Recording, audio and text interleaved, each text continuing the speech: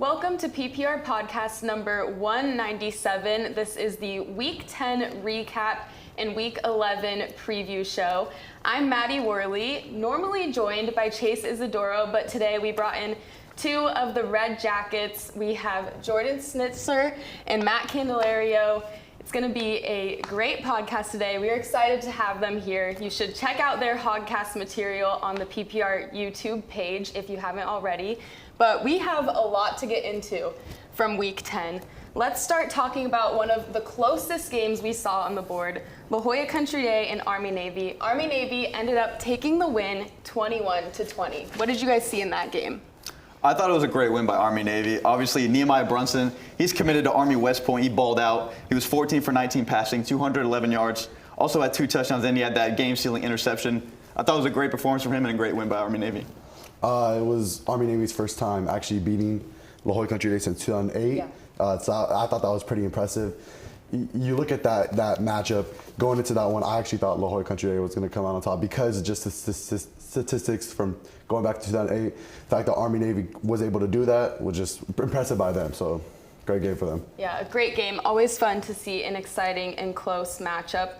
Some of the other big games came from the Game of the Week and the City Game of the Week. We had Carlsbad at LCC, a battle in that Avocado League. LCC ended up taking the win, continuing that win streak. They're now 9-0, sitting at the very top of not just their league, but the section. Kobe Herman had a great night, 63 rushing, 33 receiving yards. Quinn Roth, he is a stud out there, 16 for 20, 211 yards, and 3 touchdown passes.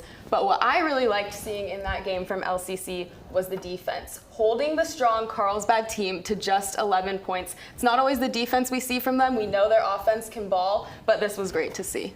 No, yeah, this game was an absolute banger. You know, this is what Carlsbad has done all year. They kind of get these teams into the deep water and they try to find a way to beat you. But LCC did all they could to try and pull this one out.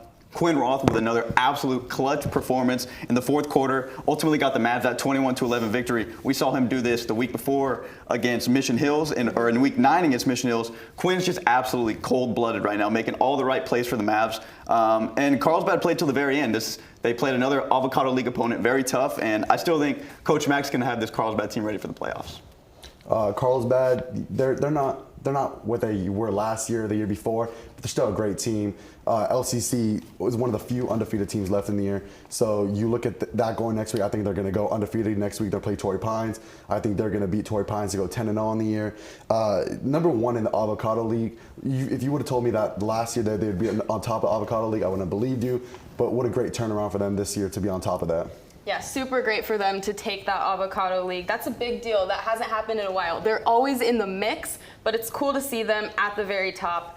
Another league battle, it was the City League battle, the City Game of the Week. We had Christian at San Diego, an outcome I'm pretty excited about as an alum.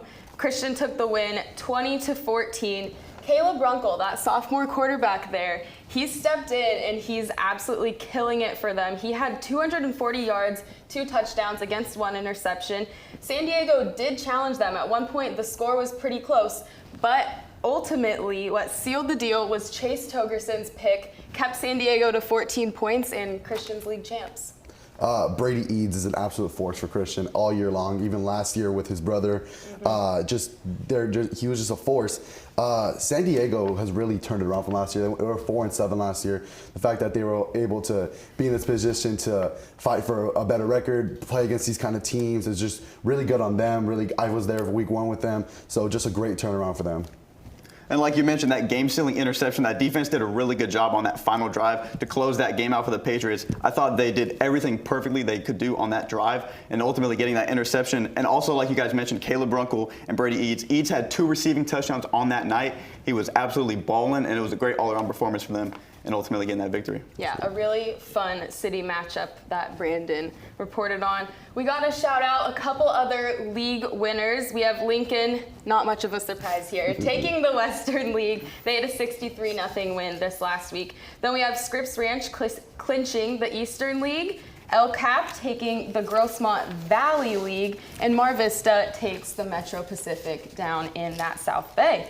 But now we've got to move on to our top 9. Everyone's probably sick of hearing mine and Chase's since they haven't changed much in the last couple of weeks. So let's start with you, Matt. Who do you got in your top 9? So at number 1, obviously, I have Lincoln. This is just clearly the number 1 team in the county. All the players they have, you have Keely Smith, Ty Olson, so much star power on the offense. You know, they played the toughest schedule in the county with those 2 losses. And you just have that 1-2 punch of Keely and Ty Olson. They're just clearly the best team in the county right now. Number 2, Cathedral. Obviously, Cathedral, they're just clicking on all cylinders right now. Quarterback Brady Palmer. You got wide receiver Hunter Harrington. He's committed to Stanford to play baseball, but he's also balling out there on the football field. He can do it all for them. And I think you have legendary coach Sean Doyle. Cathedral, they have their eyes set on a rematch against Lincoln, and they have so much talent across the field. You know, 5-star talent, Honor Favele Johnson. It's just obviously one of the best teams in the county. Number 3, LCC.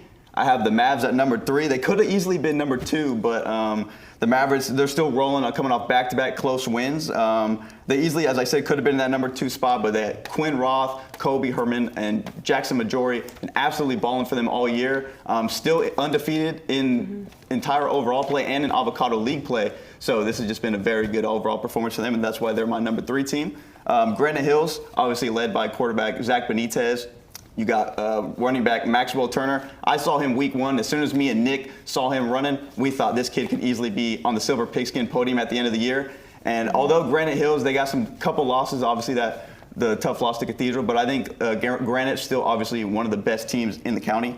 Obviously, you look at Mission Hills, led by Penn State commit Troy Hoon. You got emerging wide receiver Braden Robinson, running back Giovanni Hart. You obviously have Chris Hauser, head coach. He's going to be having that Mission Hills defense locking things down, running the ball. And we've also seen Troy throw the ball a little bit more this year than usual, and it's really been working out for Mission Hills, and that's been the difference in some of those close games for them. So I think if they continue to throw the ball, they'll continue to be one of the top teams in the county for sure.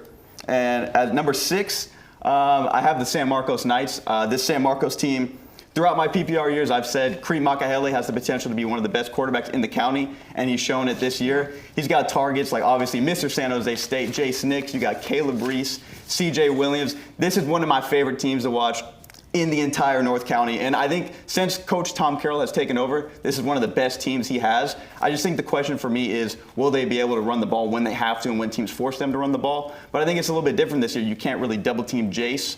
You have to focus on Brady Pohl and other guys like Caleb Reese and CJ Williams. A lot of players out there on the field for San Marcos. At number 7, I have Mount Miguel. I think Mount Miguel has just so much firepower on the offensive end. Big bounce back victory over Steel Canyon was massive for them. And it's just that kind of offense that's the kind of offense you see on Saturdays. They're scoring 30-plus points per game when they're winning their games. So when Mount Miguel is clicking on all cylinders on offense, that's when they're the best, and that's why I have them at number 7. At number 8, I have Scripps Ranch. Even with the undefeated record, I think people might think that might be a little bit low, but they do a really good job defensively controlling the game. They've had a really dominant defense all year, and they look to remain undefeated heading into the playoffs. And at number 9, I have University City. When UC's rolling with QB Quentin DeMara, they got Drayden Gardner. Arkansas commit Tate Lockett, obviously, just a ton of studs on the field. Xavier Quintar. A lot of speed on that team. Could still be very dangerous in the playoffs, and that's why they're my number 9 team. Jordan? You covered every team quite well, so I'm just going to go over the basics of my top 9. I have Lincoln at number 1. I have LCC at number 2. Okay. 3 Cathedral, 4 Granite Hills, 5 Mission Hills, 6 Scripps Ranch, 7 San Marcos, 8 Mount Miguel, 9 University City, and just outside Carlsbad. Just outside. Okay. After that loss, I put them there. I'm seeing some similarities. I feel like our top 4 or 5 are all pretty similar, besides you putting LCC at 2 rather than 3, which I have them at 3. I have Lincoln Cathedral, LCC, Granite, Mission Hills. It's interesting. I think we know who our top teams are, but it's going to be exciting to see 100%. Them face off against each other to really prove who's going to take that open division and we might know who number 1 is. I feel pretty confident about that, but 2, 3, 4 is going to be a major battle. Myself, I've got San Marcos at 6, Carlsbad at 7. They did fall to LCC, but I think they're a really strong team. And then I have Mount Miguel at 8 and Scripps Ranch at 9. 2 teams that have really been battling for those sort of like top 9, maybe 7 through 9 positions all this season. And we've been hoping we get to see them match up. And guess what? We do in the game of the week. Let's get into it. This week it's going to be Mount Miguel visiting 9-0 Scripps Ranch. Both teams are coming off of some really nice wins in Week 10. What do you guys expect to see from them? Yes, Scripps Ranch is 9-0. I do believe, though, that Mount Miguel has an edge over them. I believe that Mount Miguel will come in there. Both teams have put up a lot of points this year. For some reason, I do feel like it will be some sort of a defensive game. I don't know why. I have this feeling. But I believe Mount Miguel will come out on top. You look at their team, and they're completely, from not last year, but the year before, they're just completely different program culture. Yeah, they have a lot of new guys coming in there. I just think that they're going to go ahead and hand Scripps Ranch their first L of the year. Okay. Yeah, like Jordan said, Mount Miguel, they came off a big win against Steel Canyon, a bounce-back victory coming off that loss against Granite Hills. A lot of offensive firepower. Obviously, A.J. Stowers threw for 6 touchdowns and 361 yards. If that Mount Miguel offense continues to roll, it's going to be tough for Steel Canyon to hang on. But that Steel Canyon defense, like I said, has played very good all year. It will be interesting to see how they try and scheme around this Mount Miguel offense. Should be a really good ball game. Yeah, it's going to be really interesting. Considering Scripps Ranch is undefeated, I mean, that's a statement. You've held all those teams to the lowest amount of points you needed them to. Ryan Stathair has been an absolute star for them. This last week, he rushed for 161 yards on 21 carries and scored 2 touchdowns. He's the real deal for them. But like you said, Mount Miguel has that absolutely loaded offense. Last week, they just went on the run, scoring so much. We had A.J. Stowers passing for 361 yards Insane. and 6 touchdowns. We can't just brush over that lightly. That's a pretty big deal, a really impressive stat to put up. It's going to be a very exciting game of the week. I'm leaning more towards an offensive battle, but bringing in the defense is an interesting point, and we're going to have to see how it goes. It's going to be a good one between those two teams. And then moving to the city, we have University City visiting La Jolla. Like you said, University City is one of those teams breaking into the top 9. La Jolla started out really, really hot. They've had a couple iffy games here and there, but I think this is a nice matchup. Although University City's best test of the year was Scripps Ranch, I still do have University City winning. I think what they're doing down there and the culture that they've brought this year is really amazing, after especially the year they had last year. Like Matt mentioned, a lot of playmakers on that side. La Jolla has a great team as well. I'm kind of rooting for my dogs down there at University City. Got a couple of homies down there. But from a PPR standpoint, I will have to pick University City to win that. Yeah, UC comes in at 2-1 in Eastern League play. Like I mentioned, you got Quinton Demara, Matthew Quintar, Matt Bresco, just so many players on the offense. Drayden Gardner. Obviously, this UC team is going to be tough to stop. Tay Lockett is leading the team right now in tackles, or coming into Week 10. He had 85 tackles, only 1 interception. And also, Nakeem Jones, new running back transfer for UC. He's an absolute baller. He will run right through you. He's a really good running back, averages 117 yards per game since coming in from the transfer. It's going to be a really dangerous running back. And also for La Jolla, they have senior running back Aiden McGill. He is also a problem coming out of the backfield. He had 226 yards on October 12th against Mira Mesa and 4 tutties. Could be a really good running back battle between these two teams. Should be a really good one. Yeah, it's going to be a really nice matchup between these two. Now we move down south. Something that's happening again for the second time on PPR, Lincoln in the South Bay Game of the Week. Never happened until this year. Now we get to see it twice, which is interesting just for that. It's a daunting task for anybody to face the #1 team in the county. That's what Madison has this week as they face Lincoln. Madison's obviously had a rough year. Lincoln is just on a level of their own this year, same as they were last year, same as the year they were before. They did lose a lot of players this year, but their only 2 losses are to out-of-state teams. So you look at San Diego-wise, there's no conclusion that they're #1. It is interesting that they're a South Bay Game of the Week, which would be cool for Bo and Tristan Lopez. But I do have Lincoln winning. I think it's going to be a blowout. I'm not going to lie, but. Obviously, yeah, star-studded cast led by Keely Smith. You got Ty Olsen. He throws it up to him 9 times out of 10. Ty's going to come down with it. But I think one thing that kind of gets understated about this team is the offensive line. If you look at that Cathedral game, they were only up 7-0 at half. And then after that half, Junior Curtis and Aiden Jackson both had 90 yards plus, combined for 3 touchdowns. I think that offensive line will be the difference for them, not only in this game, but obviously going into the playoffs. And I think Lincoln, they're going to handle their business on Friday. Like you said, Lincoln has the upper hand in this. Madison's had a tough schedule. They're not a stranger to playing these top teams. I mean, they just played Cathedral last week. They did lose 55-6, but they're going to go out there. I respect it. Lincoln's a tough team to go up against, and man, they just keep looking better and better week after week, 100%. no matter who they play. So it's great to see them in the South Bay game of the week. Now we move up north, your neck of the woods with Nick James. We've got Oceanside at Valley Center. You have quite the hike this week, going way out there, and it's going to be a battle for that Valley League title. That's right. Oceanside led by head coach Fale Pumele,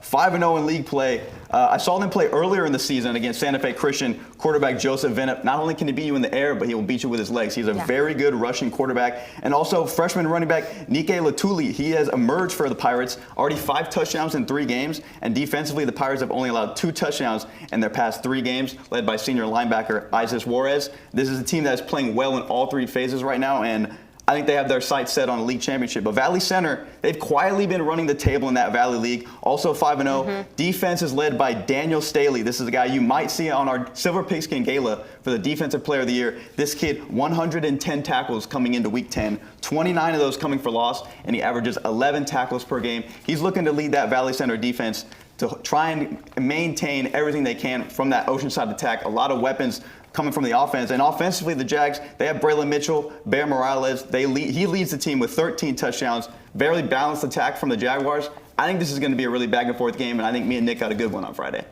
For sure. Like you said, Oceanside has such a strong offense led by Joseph Venup. He's been really impressive this year. But that Valley Center defense has been going crazy. I mean, they just had a shutout win over Westview, so 0 points. Already a great stat for them. But their defense looked really good. They had a bunch of sacks, a handful of interceptions. I mean, Oceanside really has to watch out for what they're going to be up against. They got their hands full on Friday for sure. Like you mentioned, Valley Center's a sneaky good team. I was looking at their record. I had no idea they were 7-2. Oceanside is 5-0 in league play. I do think they're going to keep that streak going and go to 6-0 on the year. I am expecting a really good game, though. Like you said, Valley Center has a great defense. So you're looking at these 2 teams. It's really up for grabs. I'm not going to lie, but I do have the slight edge over Oceanside coming out with this one, going 6-0 in league play. Yeah, it's going to be a really nice matchup for you guys up north. You're going to be busy up there. I think there's going to be a lot of back and forth. You're far away, but it's going to be a lot of fun. Should be a good one. And then we move out east. We've got Helix visiting 4-5 Steel Canyon. So the classic East County matchup between these 2 teams. They've been some of the strongest teams in East County historically. Maybe not this year. However, I like the pairing of these 2 at this point in the season to see where they're kind of finalizing themselves. Records don't speak for these teams. They've played really hard opponents. I do like Helix on the road in this one, though. Helix has 3 wins, 2 of them out of 3 being on the road. I like Helix going into Steel Canyon. But like I said, these are 2 really good teams in the first place. Just their strength of schedule has just done them no justice all year long. Like you said, Helix played tough games all year. Initially went to played St. Francis in NorCal, from where I'm originally from. That's one of the toughest teams you could play out there. They play Cathedral, they play Mount Miguel, and then Granite Hills, where they lost 35-21. It's just been an up and down season for the Highlanders all year. But I think what they're going to do, and what we know they're going to do, is that they're going to run the rock. Isaiah Jackson, he's an absolute baller for Helix, averages 139 yards per game, and he has 9 touchdowns on the year. I expect them to try and establish the run game early and quick. And for Steel Canyon, they haven't really had an easy slate either. They fell to Granite Hills and Mount Miguel, but they have a stud, John Weaver. He's got 14 total touchdowns, almost 1,000 rushing yards. Could be another running back we see on Friday night. Yeah, like you said, John Weaver, he's got 14 touchdowns. He's averaging over 100 yards a game this season. And then you've got Isaiah Pablo Jackson doing his thing for Helix with about 140 yards per game this season. We're going to see a lot of running. I think there could be a lot of points, a lot of running in this one. These defenses are definitely going to have to step up. But like you guys mentioned, these are two teams who've had tough schedules this year. Their records don't speak for everything that they're capable of, and I think they make a really nice pairing. 100%. For sure. So those are the biggest games that we've touched on this week. Where are you guys headed? Well, you're going to the north. I'm going to South. You're going to South. Olympian versus Bonita. Olympian versus Bonita. Yes, ma'am. Okay. Yeah, we've got a ton of fun games lined up for Friday. It was awesome having you guys here on the so much. podcast, and hopefully we can do this again sometime. We are going to be signing off for now, but thanks for watching, everybody, and we will see you Friday night.